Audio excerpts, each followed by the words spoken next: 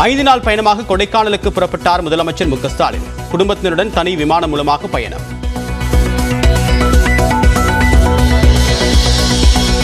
ஈரோடு நாடாளுமன்ற தொகுதி வாக்குப்பதிவு இயந்திரங்கள் வைக்கப்பட்டுள்ள மையத்திலும் சிசிடிவி கேமரா பழுது. இரவு 11 மணி முதல் 3 மணி வரை ஒரு கேமரா வேலை செய்யவில்லை என்று புகார்.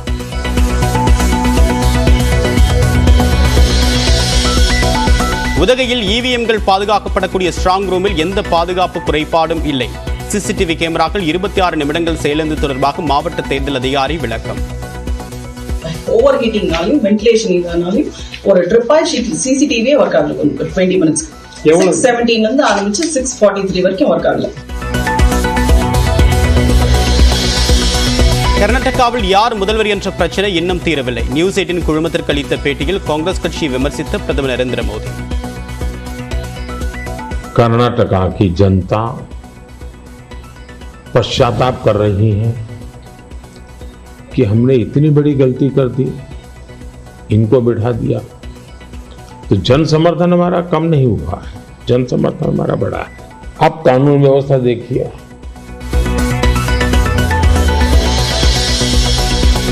தமிழ்நாட்டில் 14 இடங்களில் 100 டிகிரி ஃபாரன்ஹீட்டுக்கு மேல் வெப்பநிலை பதிவு.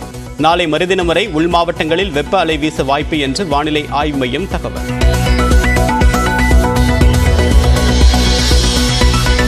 நீலகிரி மாவட்டம் உதகையில் வரலாறு காணாத வகையில் 84.2 டிகிரி ஃபாரன்ஹீட் வெப்பம் பதிவு.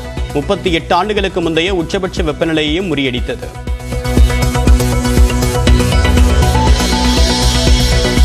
அனைத்து மாணவர்களும் பயன்பெறக்கூடிய வகையில் கோடைக்கால பயிற்சி முகாமிற்கு நியாயமான கட்டணம் நிர்ணயிப்பு. எதிர்க்கட்சித் தலைவர் எடப்பாடி பழனிசாமி கண்டனம் தெரிவித்த நிலையில் தமிழ்நாடு அரசு விளக்கம்.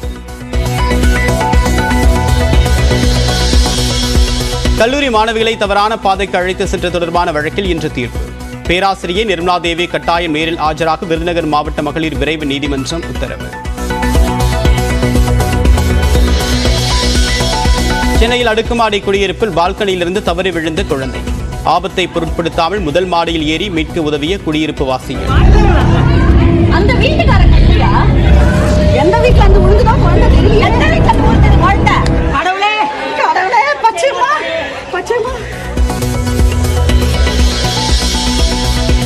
சிக்கலான நேரத்தில் உயிரை பணயம் வைத்து குழந்தையை காப்பாற்றியவருக்கு குவியும் பாராட்டு.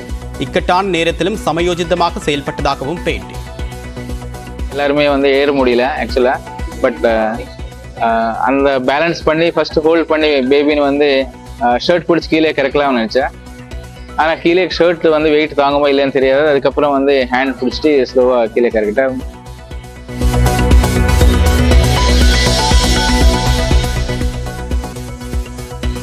சென்னை ஆவடியில் சித்த மருத்துவரும் அவருடைய மனைவியையும் வெட்டி படுகொலை. பறிமுதல் செய்யப்பட்ட செல்போன் அடிப்படையில் ஒருவரை கைது செய்து காவல்துறையினர் விசாரணை. பாலியல் தொல்லை வழக்கில் ஜாமீன் கோரி உச்சநீதிமன்றத்தில் மனு தாக்கல் செய்தார் முன்னாள் சிறப்பு டிஜிபி ராஜேஷ் தாஸ். தண்டனையை நிறுத்தி வைக்க உயர்நீதிமன்றம் மறுப்பு தெரிவித்த நிலையில் மனு.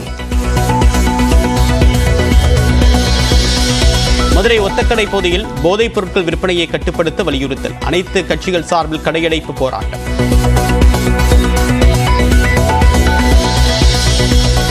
வெள்ளியங்கிரி மலையில் ஏறிய திருவள்ளூரை சேர்ந்த மூச்சு திணறல் ஏற்பட்டு உயிரிழப்பு. கடந்த 2 மாதங்களில் 9 பேர் உயிரிழந்த சோகம்.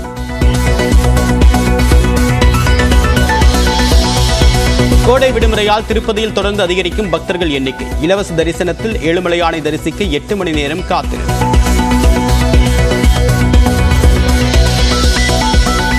ஹைதராபாத்திற்கு எதிரான IPL லீக் ஆட்டத்தில் 78 ரன்கள் வித்தியாசத்தில் சென்னை சூப்பர் கிங்ஸ் அணி அபார வெற்றி.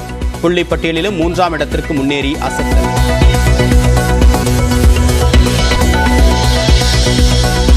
குஜராத் கடல் பகுதியில் சுமார் 600 கோடி ரூபாய் மதிப்புள்ள போதைப் பொருட்கள் பறிமுதல். பாகிஸ்தானை சேர்ந்த 14 பேர் கைது.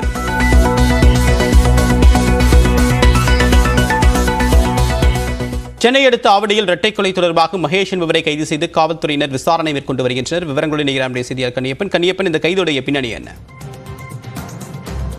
குறிப்பாக தேவப்பிரியன், ஆவடி காவல் ஆணையரக எல்லைக்குட்பட்ட பட்டாபிராம் சரகத்தில் இருக்கக்கூடிய முத்தா புதுப்பேட்டை அந்த மிட்டனமல்லி பகுதியில நேற்று மாலை கேரள தம்பதி சித்த மருத்துவரும் முன்னாள் ராணுவ வீரர் இருவரும் வீட்டில் வெட்டி கொலை செய்யப்பட்ட சம்பவம் பெரும் பரபரப்பு என்பதை ஏற்படுத்தியிருக்கிறது.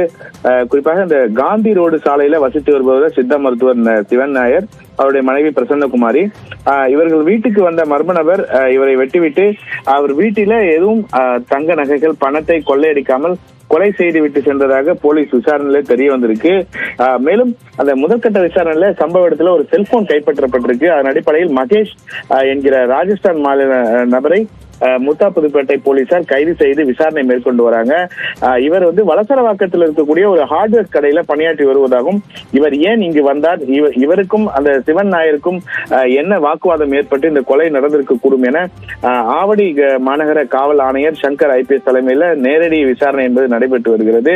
இது தொடர்பாக காவல் ஆணையரை தொடர்பு கொண்டு நம்ம விசாரித்த பொழுது இது தீவிர விசாரணை மேற்கொள்ளப்பட்டு வருவதாகவும், அதன் முடிவில் தான் என்ன காரணத்துக்காக இந்த கொலை சம்பவம் நடைபெற்றது என்ற தகவல்களை பத்திரிகைக்கு வெளியிடுவோம் என கூறியிருக்கிறாங்க. இதே போன்று இதே பகுதியில கடந்த 10 நாட்களுக்கு முன்னதாகத்தான் 1.5 கோடி மதிப்புள்ள அடகு நகை கடையும் கொள்ளை சம்பவத்திலும் திருடு என்பது போயிருந்தது. இந்த சம்பவத்திலையும் போலீசார் குற்றவாளியை தேடி வராங்க. அடுத்தடுத்து இந்த முத்தா புதுப்பேட்டை காவல் நிலைய எல்லைக்குட்பட்ட பகுதியில தொடர்ந்து கொள்ளை சம்பவங்கள் என்பது அரங்கேறி வருகிறது. போலீசார் மிகவும் தாமதமாகத்தான் விசாரணை மேற்கொண்டு வராங்க. தேவப்பிரியம், உங்களுடைய தகவலுக்கு நன்றி கன்னியப்பன். நீலகிரி மக்களவைத் தொகுதி மின்னணு வாக்குப்பதிவு எந்திரங்கள் வைக்கப்பட்டிருக்கூடிய அறைகளின் CCTV கேமராக்கள் சிறிது நேரம் செயலிழந்தது தொடர்பாக அரசியல் கட்சியினர் எதிர்வினையாற்றியுள்ளனர். ஆனால் அனைத்து வாக்குப்பதிவு எந்திரங்களும் 200% பாதுகாப்புடன் இருப்பதாக மாவட்ட தேர்தல் அதிகாரி அருணா கூறியுள்ளார்.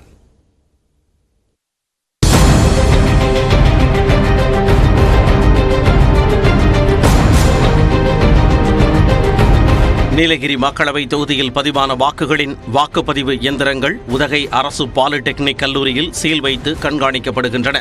அதில் மத்திய தொழில் பாதுகாப்பு படை, தமிழ்நாடு சிறப்பு காவல் படை, தமிழ்நாடு காவல்துறை சார்பில் 3 அடுக்கு பாதுகாப்பு போடப்பட்டுள்ளது. மேலும் 173 கண்காணிப்பு கேமராக்கள் பொருத்தப்பட்டுள்ளன. இந்நிலையில் சனிக்கிழமை மாலை திடீரென வாக்குப்பதிவு இயந்திரங்களை கண்காணிக்கும் CCTV கேமராக்கள் சிறிது நேரத்திற்கு செயலிழந்ததால் சலசலப்பு ஏற்பட்டது.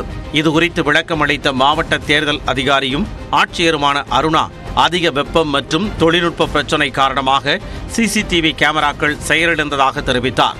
இந்நிலையில் தொழில்நுட்ப கோளாறு உடனடியாக சரி செய்யப்பட்டு கண்காணிப்பு கேமராக்கள் பயன்பாட்டிற்கு வந்ததாக ஆட்சியர் விளக்கம் அளித்தார்.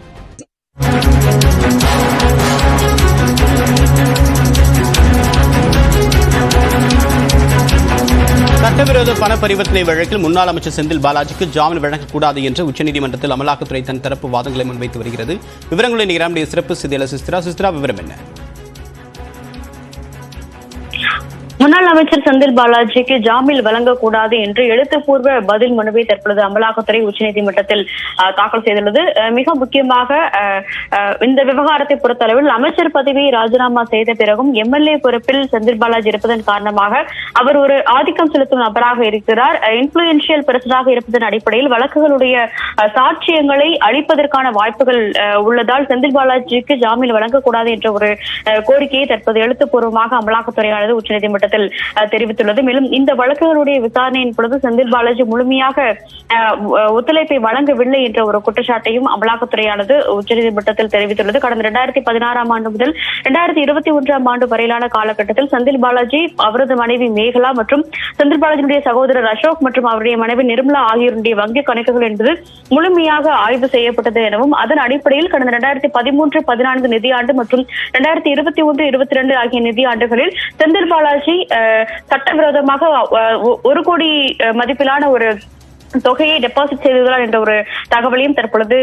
அமலாக்கத்துறையானது இந்த எழுத்துப்பூர்வ பிரமாண பத்திரத்தில் தெரிவித்திருக்கிறார்கள். அது மட்டுமல்லாமல் அவருடைய மனைவி மேகலா மற்றும் அவருடைய சகோதரர் அசோக் ஆகியோருமே சட்டவிரோத பணத்தை தங்களுடைய வங்கி கணக்குகள் பரிவர்த்தனை செய்திருக்கிறார்கள் என்ற ஒரு கருத்தையும் அவர்கள் கூறியிருக்கிறார்கள். இது மட்டுமல்லாமல் பல்வேறு விசாரணை, அதாவது சாட்சியங்களுடைய விசாரணைகள் மற்றும் வாக்குமூலங்கள் அடிப்படையில் உறுதியாக இந்த சட்டவிரோத பண பரிவர்த்தனையில் விதிகளை மீறியுள்ளார் உள்ளார்கள் என்ற ஒரு கருத்தையும் தற்பொழுது அமலாக்கத்துறையானது இந்த எழுத்துப்பூர்வ பதில் மனுவில் குறிப்பிட்டுள்ளது. எனவே இதன் அடிப்படையில் அவருக்கு ஜாமீன் வழங்கக்கூடாது எனவும், அது வழங்கும் பட்சத்தில் வழக்கினுடைய ஒரு கோணத்தை திசை திருப்ப வாய்ப்புள்ளதாகவும் தற்பொழுது அமலாக்கத்துறையானது இந்த எழுத்துப்பூர்வ பிரமாண பத்திரத்தில் கூறியுள்ளது. இதன் அடிப்படையில் அவருக்கு ஜாமீன் வழங்கக்கூடாது, சட்ட விதிகள் அனைத்தையுமே ஒட்டுமொத்தமாக மீறியுள்ளார் என்ற ஒரு கருத்தையும் அமலாக்கத்துறையானது இந்த வழக்கில் தற்போது தெரிவித்துள்ளது. இன்னும் சற்று நேரத்தில் உச்சநீதிமன்றத்தில் 2 நீதிபதிகள் கொண்ட அமர்வில் இந்த வழக்கினுடைய விசாரணை என்பது தொடங்க உள்ளது குறிப்பிடத்தக்கது. தேவா, தகவலுக்கு நன்றி சுசித்ரா.